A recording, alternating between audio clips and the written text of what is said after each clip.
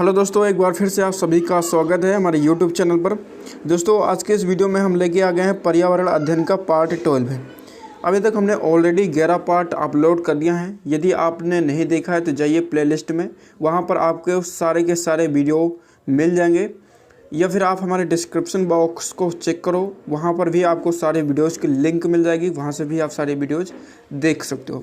ये टोटल मैं 500 most important questions की सीरीज चला रहा हूँ, जिसमें ये हमारा पार्ट नंबर 12 है। ये जितने भी क्वेश्चंस फ्रेंड्स मैं आपको करवा रहा हूँ, ये सारे के सारे क्वेश्चन बहुत ही इंपॉर्टेंट हैं और वीडियो को ज़रूर पूरा देखें और सारे क्वेश्चंस तुरंत याद करने का प्रयास करें। ये वीडियो ये पार्ट नंबर 12 थोड़ा आपको लेट मिल रहा है, इसके लिए वेरी सॉरी।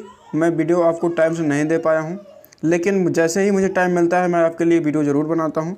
तो आइए इस वीडियो को स्टार्ट करते हैं और सारे क्वेश्चंस को अच्छे से समझने का भी प्रयास करते हैं। इस वीडियो का हमारा पहला क्वेश्चन में दे रखा है दलहन नहीं है। तो दलहन होता क्या है दोस्तों? ये ऐसी फसलें होती हैं जिनसे हमारी दाल बनाई जा सकती हैं।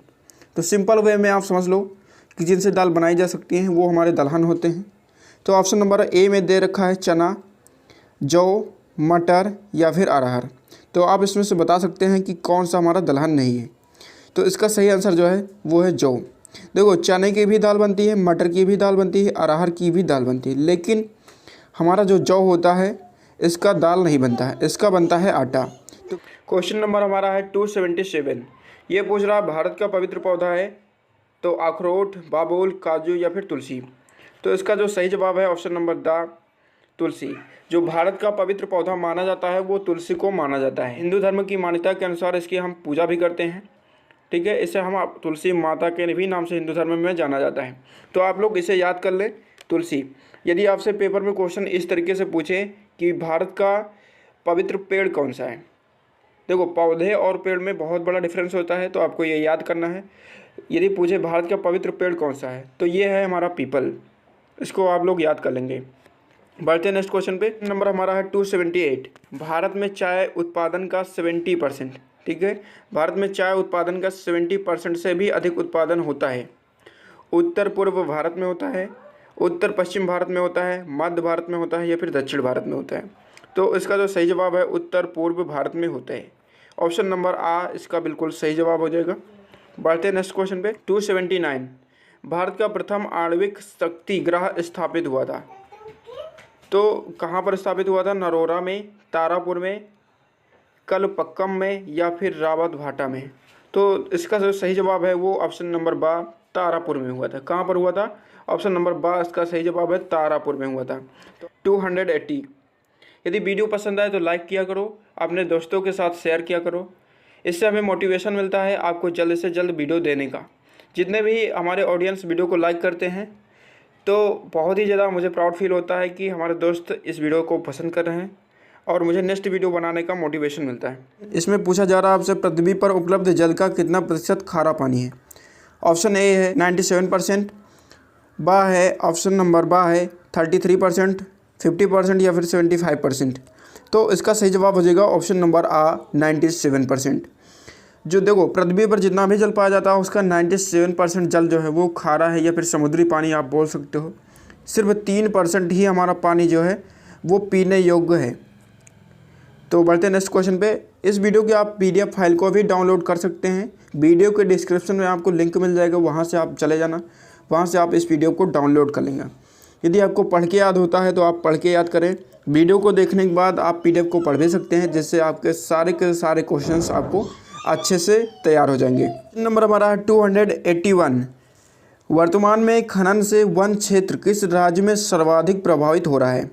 देखो वर्तमान में बहुत सारे खनन किए जा रहे हैं और इसकी वजह से किस राज्य में सर्वाधिक प्रभाव पड़ रहा है इस खनन से वन के क्षेत्रों में? तो उड़ीसा में, मध्य प्रदेश में, गोवा में या फिर झारखंड में। तो इसका जो सही जवाब है ऑप्शन नंबर द झारखंड में। आप लोग याद कर लेंगे कि झारखंड में जो है बहुत ज़्यादा ही मात्रा में खनन किया जा रहा है, जिससे हमारे वन क्षेत्र जो हैं वो बहुत ही ज़्यादा प्रभावित हो रहे हैं। नेक्स्ट क्वेश्चन पे बढ़ते हैं। क्वेश्चन नंबर हमारा है 282। किस बृहद बांध के निर्माण से वन का विनाश सर्वाधिक हुआ है? टेहरी बांध, सरदार सरोवर बांध, तुंगभद्रा बांध या फिर नागार्जुन बांध। तो इसका जो सही जवाब है ऑप्शन नंबर सा, तुंगभद्रा बांध। आप लोग अच्छे से याद कर लेंगे। ये तुंगभद्रा बांध जो है ये तुंगभद्रा नदी पर बनाया गया है, इसीलिए इसका नाम तुंगभद्रा है। अब तुंगभद्रा नदी जो है यह कृष्णा नदी की सहायक नदी है, तो इसको भी आप लोग याद कर लेंगे। अब ये है कहाँ, तो दोस्तों ये है कर्नाटक में। ठीक है, कहाँ पर है, ये कर्नाटक में है। अब इसको भी आप याद कर लें कि तुंगभद्रा नदी बहती मतलब बांध है कहाँ पर है, नदी पर बनाया गया, तो नदी भी आप याद कर लेंगे, दोनों कर्नाटक में है। तो किसी पर भी क्वेश्चन बनाया जा सकता है, तो ये सारी की सारी बातें आप लोग याद रखें। क्वेश्चन नंबर है 283, कौन सा एक बाढ़ का प्राकृतिक कारण नहीं है। ऑप्शन नंबर आ है नदी मार्ग में परिवर्तन, वर्षा की तीव्रता, मृदा अपरदन या फिर द नदी पर बांध का निर्माण। तो ये पूछ रहा कौन सा एक प्राकृतिक कारण नहीं है, तो इसका जो सही जवाब है ऑप्शन नंबर द नदी पर बांध का निर्माण। भाई देखो, बांध नेचर तो बनाता नहीं है, इसको हम लोग बनाते हैं, तो यह प्राकृतिक नहीं है। ठीक है, यह प्राकृतिक नहीं है, तो ऑप्शन नंबर द बिल्कुल हो जाएगा हमारा राइट आंसर। नेक्स्ट क्वेश्चन पे बढ़ते हैं। 284, वर्ष 2010 में अचानक बाढ़ से कौन सा राज्य सर्वाधिक प्रभावित हुआ था। देखो 2010 में एक बहुत ही बड़ी बाढ़ आई थी, उसमें कौन सा राज्य जो है वो सर्वाधिक प्रभावित हुआ था। जम्मू एवं कश्मीर, अब तो ये चेंज हो चुका है, जम्मू एवं कश्मीर रहा नहीं। ठीक है, इसको तोड़ के बना दिया गया है जम्मू कश्मीर और लद्दाख। ठीक है, तो इसको 2 केंद्र शासित प्रदेशों में तोड़ दिया गया है। अब दूसरा हमारा बिहार है, असम है, पश्चिम बंगाल है। तो इसका जो सही जवाब है ऑप्शन नंबर सा, असम। ठीक है, वर्ष 2010 में जो बाढ़ आई थी इससे असम राज्य हमारा बहुत ही ज़्यादा मात्रा में प्रभावित हुआ था। नेक्स्ट क्वेश्चन देखो, क्वेश्चन नंबर हमारा है 285, सूखे का कौन सा एक प्रभाव सही नहीं है। सूखे का कौन सा एक प्रभाव सही नहीं है। पेयजल का प्रभाव, जानवरों का प्रजनन, बेरोजगारी में वृद्धि या फिर वन विनाश। तो इसका जो सही जवाब है ऑप्शन नंबर सा, बेरोजगारी में वृद्धि। देखो दूर दूर तक जो सूखा हमारा पड़ता है इससे बेरोजगारी में वृद्धि, ये कोई प्रभाव नहीं हुआ ना, सूखे से ये कोई प्रभाव नहीं हुआ, तो ये हमारा ऑप्शन नंबर सही हो जाएगा। क्योंकि ज़रूरी नहीं है कि जहाँ पर सूखा पड़े वहाँ पर बेरोजगारी में वृद्धि हो। ठीक है, यदि वहाँ पर सारे सिस्टम सही है तो वहाँ पर बेरोजगार भी दिया जा सकता है, लेकिन जहाँ पर सूखा पड़ गया वहाँ पर वनों का विनाश हो जाएगा, क्योंकि पेड़ पौधों को पानी की आवश्यकता होती है, जानवरों का भी प्रवचन हो जाएगा और पेयजल का प्रभाव हो जाएगा। ठीक है, जो हमारा पेयजल भाई वहाँ पर सूखा पड़ गया तो पानी की बहुत ही ज़्यादा दिक्कत हो जाएगी ना। तो इसको आप ओरली ऐसे बना सकते हो, क्वेश्चन ज़्यादा टिपिकल नहीं पूछे जाते हैं, तो आप अच्छे से उसको सोचे, अच्छे से समझे क्वेश्चन को पहले।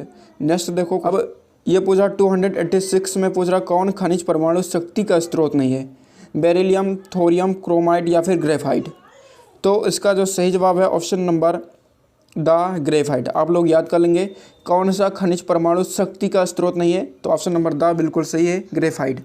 नेक्स्ट देखो, क्वेश्चन नंबर हमारा 287 कहता है कि अनायोजित खनन का कौन सा एक प्रभाव सही नहीं है। अनायोजित खनन का कौन सा एक प्रभाव सही नहीं है।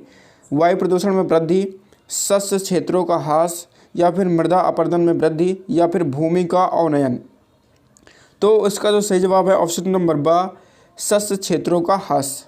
ठीक है, शस्य क्षेत्रों का ह्रास। नेक्स्ट क्वेश्चन देखो, क्वेश्चन नंबर हमारा है 288, उर्वरकों के प्रयोग से मृदा के किस तत्व का ह्रास होता है। देखो बहुत सारे आर्टिफिशियल उर्वरक आ चुके हैं हमारे यहाँ, तो जिनके प्रयोग से जो हमारी मृदा होती, मिट्टी होती है, उनमें किस तत्व का ह्रास हो जाता है, किस तत्व का विनाश हो जाता है, वो बताना आपको। सल्फर, लोहा, जिंक या फिर नाइट्रोजन। तो इसका जो सही जवाब है ऑप्शन नंबर सा, जिंक। ज़्यादा उर्वरक का प्रयोग करने से जो हमारा जिंक है, जिंक जो हमारा तत्व है, इसका जो है ह्रास हो जाता है, कमी हो जाता है। आप इसे याद करें, याद कर लें। क्वेश्चन नंबर है 289, गली और नलिका अपरदन से कौन सा क्षेत्र सबसे अधिक प्रभावित हुआ है। गली और नलिका अपरदन से कौन सा क्षेत्र सबसे अधिक प्रभावित हुआ है। बुंदेलखंड, गंगा यमुना दोआब या फिर शिवलिक हिमालय या फिर मध्य प्रदेश, उत्तर प्रदेश, मध्य प्रदेश। इसमें दिया हुआ है कोई भी, ये तो दोनों ही राज्य हैं, कोई भी एक मान लो। तो इसका जो सही जवाब है ऑप्शन नंबर आ, बुंदेलखंड। ठीक है, नेक्स्ट क्वेश्चन देखो, क्वेश्चन नंबर हमारा है 290 बोलता है कौन एक बंजर भूमि नहीं है। ऊसर भूमि, लवण प्रभावित भूमि, दलदली भूमि या फिर कटीली झाड़ी वाली भूमि। तो आपको बताना है कौन सा बंजर भूमि नहीं है। तो इसको आप ऐसे ही बना सकते हैं। ऑप्शन नंबर इसका सात सही है, दलदली भूमि। देखो दलदल किसे कहते हैं, जहाँ पर वाटर पाया जाए, जहाँ पर वाटर की मात्रा थोड़ा अधिक हो, ठीक है, उसे हम क्या कहते हैं, दलदली भूमि कहते हैं। तो ये पूछ रहा था कौन एक बंजर भूमि नहीं है, तो ये जो हमारी दलदली भूमि है ये बंजर भूमि नहीं है, क्योंकि यहाँ पर वाटर पाया जाता है। अब कटीली झाड़ी वाली भूमि जो होती है ये हमारा कैसा होता है, देखो जहाँ पर बंजर भूमि होती है वहाँ पर हमारी कटीली झाड़ियाँ अपने मन से उत्पन्न हो जाती हैं। यदि आप गांव से बिलोंग करते हो तो कभी कभी आपने देखा होगा कि जो छोटी वाली बैर होती है वो भी हमारे सूखे जगहों पर भी उगाती है, जहाँ पर पानी की मात्रा बहुत ही कम में पाई जाती है। तो ऐसे बहुत सारे पेड़ पौधे हैं जो कटीले पौधे हैं, ये बंजर भूमि में भी उगाते हैं। क्वेश्चन नंबर हमारा है 291। NPK का तात्पर्य क्या है। यहाँ पर आपको NPK का फुल फॉर्म बताना है। ऑप्शन नंबर आ थोड़ा फनी है, नाना पाटेकर। ऑप्शन नंबर बा है नाइट्रोजन, फास्फोरस, पोटेशियम। दा है नत्रजन पर कोयला या फिर नो पार्किंग करो। तो इसका जो सही जवाब है ऑप्शन नंबर बा, नाइट्रोजन, फास्फोरस, पोटेशियम। NPK का तात्पर्य क्या है, नाइट्रोजन, N से, P से फास्फोरस और K का मतलब क्या है, पोटेशियम। देखो पोटेशियम से आप P ना समझना कि पोटेशियम P से होता है। देखो पोटेशियम का जो सिंबल होता है वो K होता है, ठीक है। अब सोडियम का जो सिंबल होता है वो Na होता है। क्या होता है, Na।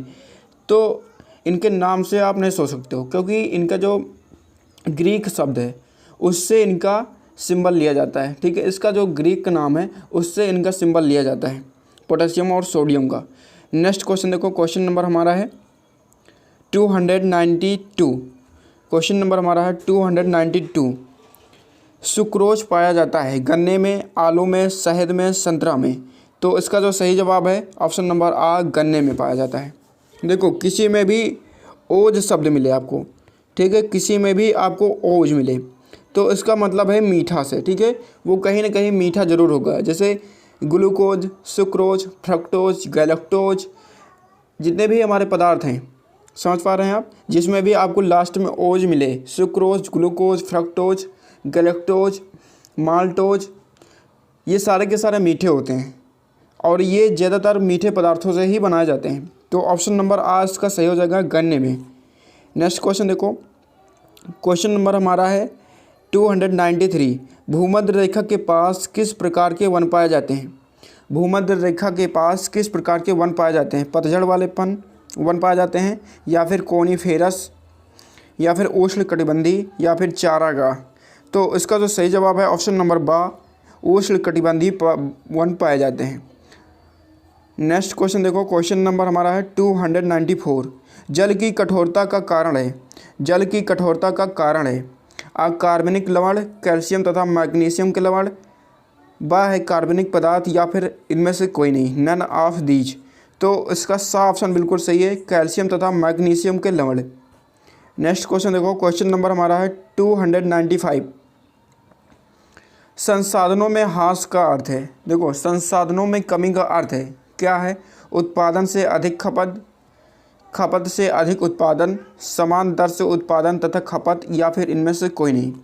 देखो परिवर्तन में ह्रास, संसाधनों में ह्रास कब हो गया, संसाधनों में ह्रास का मतलब है हमारे जो संसाधन है उनमें कमी हो जाना।